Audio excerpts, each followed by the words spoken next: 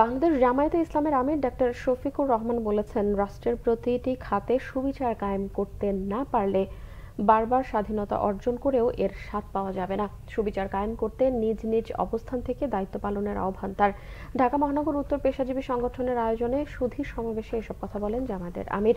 সংবাদপত্র এবং বিচার বিভাগ পরিচ্ছন্ন হলে দেশের মানুষের বেশিরভাগ ক্ষেত্রেই মুক্তি মিলবে বলেও মন্তব্য করেন তিনি। ক্ষমতা বা গদির লোভে নয়, নিজ নিজ অবস্থান থেকে পেশাজীবীদের দক্ষ হয়ে গড়ে ওঠারও আহ্বান জানান তিনি। রাষ্ট্রের সঠিক মেরামত করেই সুষ্ঠু নির্বাচন দেওয়ারও আহ্বান জানান জামায়াতের আমির।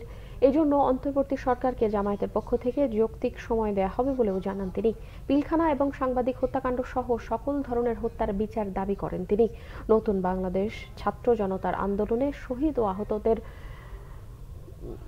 আমানত হিসেবে উল্লেখ করে জামায়াতের আমির বলেন, জনতার আমানত রক্ষা করতে জামায়াতের নেতাকর্মী সৎ ও দক্ষতার সাথে সমাজ বিনির্মাণে এগিয়ে আসবে।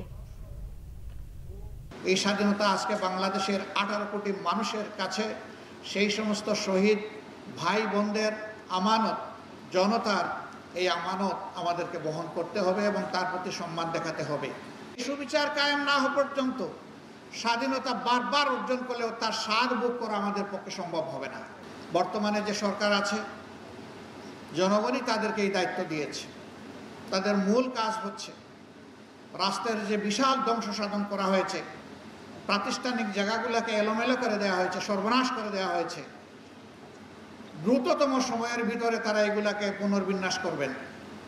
আমরা তাদেরকে সঙ্গত সময় দেওয়ার পক্ষে। এখনো বাংলাদেশের আকাশে শকুনের ঘোরাঘুরি চলছে। এই ব্যাপারে আমরা যেন আত্মতৃপ্তিতে না ভুগি,